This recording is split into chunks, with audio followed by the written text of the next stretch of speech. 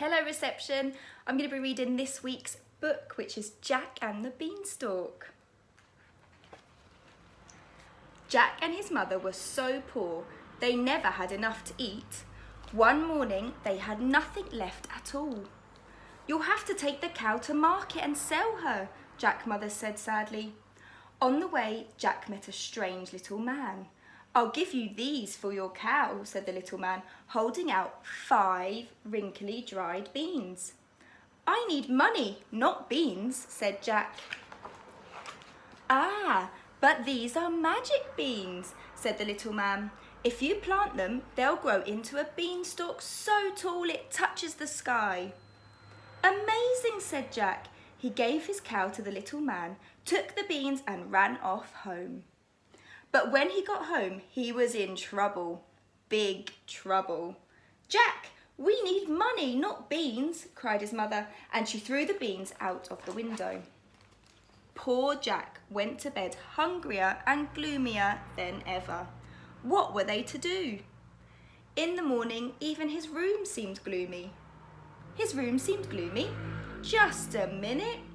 Outside the window was a giant beanstalk, so tall it touched the sky. The little man was right, thought Jack. He scrambled onto the giant beanstalk and climbed up and up and up. And there at the top he found a giant castle with a giantess in front of it. Jack gulped, then his tummy rumbled. "Excuse me," he called out. "Please, could you spare some breakfast?" The giantess picked him up. "My husband munches and crunches little people like you," she said. "I'll give you breakfast, but you better be gone before my husband gets home." She whisked Jack inside and set him down next to an enormous crusty loaf. Breakfast had never tasted so good. But then, stomp, stomp, stomp. "Quickly, hide in here." The giantess stuffed Jack into a pot just as the giant strode in the kitchen. "Fee, fi, fo, fum, I smell the blood of an Englishman. Be he alive or be he dead, I'll grind his bones to make my bread." "Where is he?" demanded the giant, and he started to search the table. "You're imagining things," said his wife. "Eat up your breakfast while I bring you your hen." She returned with the hen and put it on the table. "Lay," commanded the giant. Clink!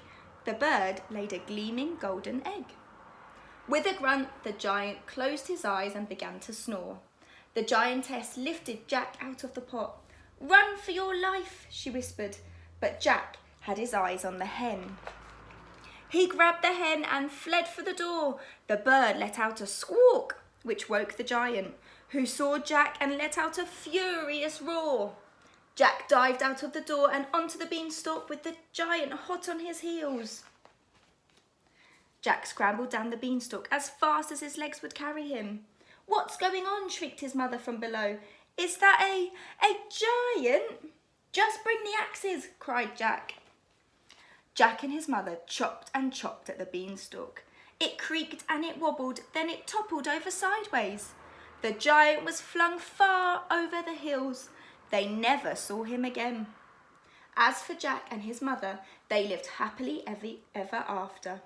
Each morning the hen laid a golden egg, so they grew very rich, and Jack never climbed another beanstalk. The end.